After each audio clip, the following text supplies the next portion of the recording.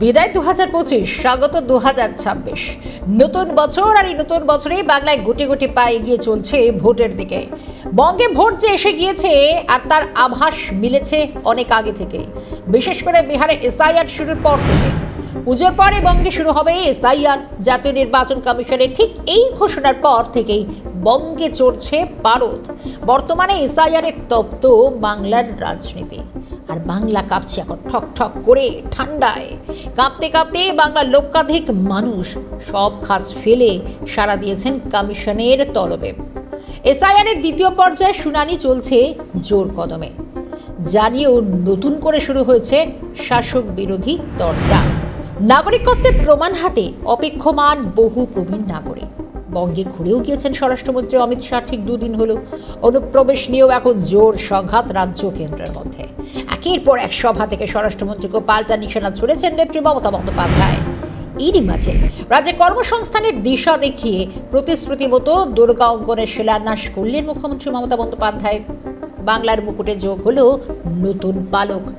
বাঙালির সেরা উৎসব দুর্গাপুজো, তবে তার জন্য আর নির্দিষ্ট দিনক্ষণের অপেক্ষা করতে হবে না। বাংলার বুকে তৈরি হচ্ছে বা দুর্গা অঙ্কন। বাংলার প্রতিটি মানুষের জন্য এই দুর্গা অঙ্কন খোলা থাকবে বছরের 365 দিন, মানে রোজ। পূর্ব ঘোষণা মতো সোমবার বিকেলে নিউ টাউনে দুর্গা অঙ্কনের শিলান্যাসের পর বললেন মুখ্যমন্ত্রী মমতা বন্দ্যোপাধ্যায়। পাশাপাশি তিনি বলেন, আজকের দিনটি আমাদের কাছে, সকলের কাছে একটা ঐতিহাসিক দিন। গ্রামে গ্রামে পাড়ায় পাড়ায় যেখানে দুর্গাপুজো হয়, সেখানে দুর্গা অঙ্কন করার প্রয়োজনীয়তা কোথায়, তার সবিস্তারে ব্যাখ্যা দিয়ে মুখ্যমন্ত্রী বলেন, জাতীয় উৎসব হিসেবে ইউনেস্কোর কাছ থেকে বিশেষ করে যে সম্মান পেয়েছি, সেই সম্মানকে সংরক্ষিত রাখার জন্য আজকের দিন এবং ভবিষ্যৎ প্রজন্মের জন্য এই দুর্গা অঙ্কন নির্মাণ। কাজে আজকের এই দিনটি আমি মনে করি আমাদের সকলের কাছে এক ঐতিহাসিক দিন এবং আমাদের বাংলার পালঙ্কে আরেকটি মুকুট। বলতে পারেন দুর্গাপুজো তো ঘরে ঘরে হয়, পাড়ায় পাড়ায় হয়, ক্লাবে ক্লাবে হয়, তা সত্ত্বেও আর একটা দুর্গাঙ্গন করার প্রয়োজন কোথায়? প্রয়োজন এই কারণে, যেটা আমাদের জাতীয় উৎসব হিসেবে ইউনেস্কোর কাছ থেকে বিশেষ করে আমরা যে সম্মান পেয়েছি, সেই সম্মানটাকে সংরক্ষিত রাখার জন্য আজকের দিন এবং ভবিষ্যৎ প্রজন্মের জন্য এই দুর্গা অঙ্গন 365 দিনই আপনারা দেখতে পাবেন। 17.28 একর জমির ওপর প্রায় 262 কোটি টাকা ব্যয় করে দুর্গা অঙ্কন তৈরি হচ্ছে। দীঘার জগন্নাথ মন্দিরের তুলনা টেনে মুখ্যমন্ত্রী বলেন, বিশ্বের বৃহত্তম দুর্গা অঙ্কন হতে চলেছে। একসঙ্গে 1 লক্ষ লোক যাতে বসতে পারে, তার জন্য কোনো যাতে অসুবিধা না হয় তার ব্যবস্থা করা হচ্ছে জানিয়েছেন মুখ্যমন্ত্রী। প্রতিদিনই হবে নানা সাংস্কৃতিক অনুষ্ঠান, অনেক দোকানও গড়ে উঠবে। এই দুর্গা অঙ্কন তৈরি হলে কর্মসংস্থানের সুযোগ হবে। বক্তব্য রাখতে গিয়ে সেলফ হেল্প গ্রুপের কথাও তুলে ধরলেন মুখ্যমন্ত্রী। আচ্ছা, ঠিক কেমন হবে এই দুর্গা অঙ্কন? মুখ্যমন্ত্রী জানালেন, 2 লক্ষ বর্গফুট মোট এরিয়া। মন্দিরের উঠোনে 1 লক্ষ লোক বসতে পারবেন। সবুজ দিয়ে ঘেরা থাকবে দুপাশের রাস্তা। 1008টি স্তম্ভ থাকবে। গর্ভগৃহের উচ্চতা হবে প্রায় 54 মিটার। শাস্ত্রীয় নিয়ম মেনে 108টি দেবদেবীর মূর্তি এবং 64টি সিংহ মূর্তি বসানো হবে মন্দিরে। লক্ষ্মী, সরস্বতী, কার্তিক, গণেশের জন্য ঠিক থাকবে আলাদা আলাদা মণ্ডপ এবং আলাদা প্রসাদ ঘরের ব্যবস্থা। সংস্কৃতি, কৃষ্টি, পূজা অর্চনা সবকিছুই রাখতে হয় এবং সেটা যদি করতে হয় তাহলে যদি একটু বেশি জায়গা পেত আরো ভালো হতো। এই দুর্গা অঙ্গন বিশ্বের বৃহত্তম দুর্গা অঙ্গন হিসেবে প্রতিষ্ঠিত হবে। দিনে 1 লক্ষ দর্শনার্থী আসতে পারবেন এখানে। জগন্নাথ ধামে আপনারা দেখেছেন কালকে 1 কোটি ছুঁয়েছে। আমরা এখানে টার্গেট রাখছি, যদি 1 লক্ষ লোকও দিনে আসে কোনো অসুবিধে হবে না। আমরা এটুকু করতে পেরেছি বলে এই সামান্য কাজটি আপনাদের কাছে আমরা গর্বিত এবং কৃতজ্ঞ। আমরা এখনো মনে করি ধর্ম যার যার, উৎসব কিন্তু সবার। মোট এরিয়া হবে 2 লক্ষ বর্গফিট। বর্গফুট।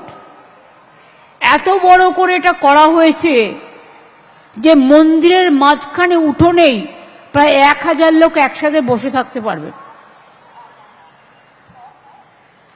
এখানে খোলা চত্বর রাখা হয়েছে, চারিদিকে সবুজ দিয়ে ঘেরা, দুপাশে রাস্তা। এই খোলা চত্বরের চারপাশ দিয়ে 20 ফিট চওড়া একটি ঘোড়ার পথ করা হচ্ছে। 1008টি স্তম্ভ তৈরি করা হচ্ছে এবং নকশা করা খিলান দিয়ে এই পথকে সুসজ্জিত করা হচ্ছে।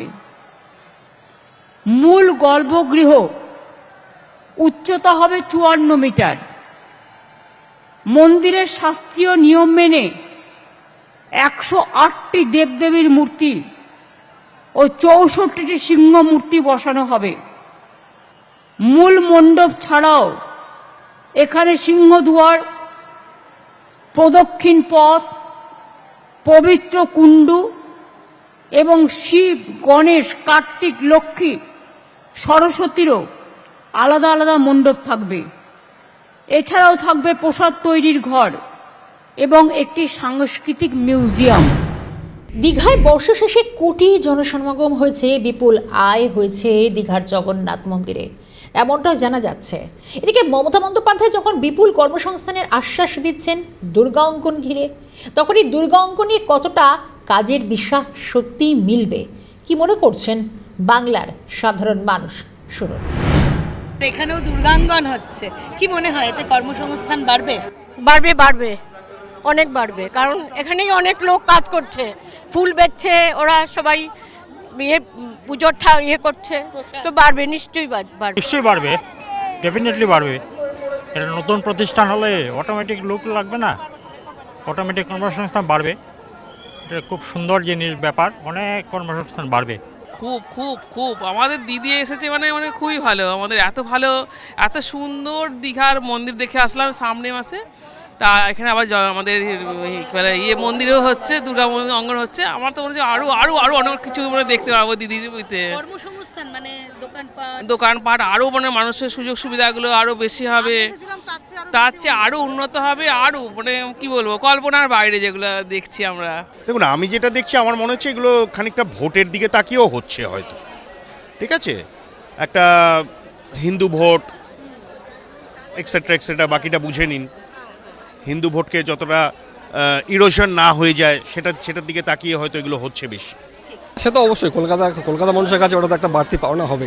365 দিন দুর্গা ঠাকুর দেখতে পাবো মানে সেটা তো অবশ্যই একটা বাড়তি পাওনা পাবো। হ্যাঁ, সে তো আস্তে আস্তে যেভাবে কর্মসংস্থান চলে যাচ্ছে, সেখানে যদি কিছু মানুষ মানে ওই সাপেক্ষে দুটো করে খেতে পারে, সে তো অবশ্যই এখানকার মানুষের কাছে। মন্দির ভালো, ঠিক আছে, আমি হিন্দু, সনাতনী হিন্দু, সে ঠিক আছে, কিন্তু তার সাথে একটা কর্মসংস্থা কারখানা হলেও ভালো হয়। অবশ্যই একটা মানে বাঙালিদের জন্য দুর্গাপুজো একটা মানে সর্বকালের একটা ঐতিহ্য বলতে পারেন, একটা ঐতিহ্য, একটা ইমোশন বলতে পারেন। আর সেটা যদি আমাদের বাড়ির দোরগোড়ায় সারাটা বছরই যদি সেটার আমরা মানে দর্শন পাই, তাহলে সেটা অবশ্যই একটা বড় পাওনা, এটাকে আমি সম্পূর্ণভাবে সাপোর্ট করি। দুর্গা মন্দির শুধু ধর্মীয় স্থাপনা নয়, বাংলার শিল্প সংস্কৃতি ঐতিহ্যের স্থায়ী কেন্দ্র হিসেবে গড়ে উঠবে এই দুর্গা অঙ্গন।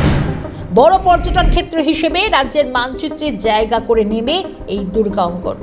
এ রাজ্যে সব ধর্ম পালন করা হয়। দুর্গা অঙ্গন শুধু ধর্মীয় স্থান নয়, দীঘার জগন্নাথ ধামের মতো সেখানেও কর্মসংস্থানের একাধিক সুযোগ পাবেন অনেকেই জানিয়েছেন খোদ মমতা।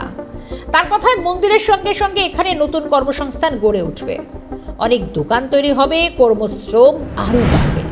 ভোটের আগে কর্মসংস্থানের দিক খোলে কিনা তার জন্য অপেক্ষা করতে হবে আরও কিছুটা সময়। শেষ করছি আজকের বেঙ্গল ভয়েস। ভালো থাকবেন, খবরে থাকবেন।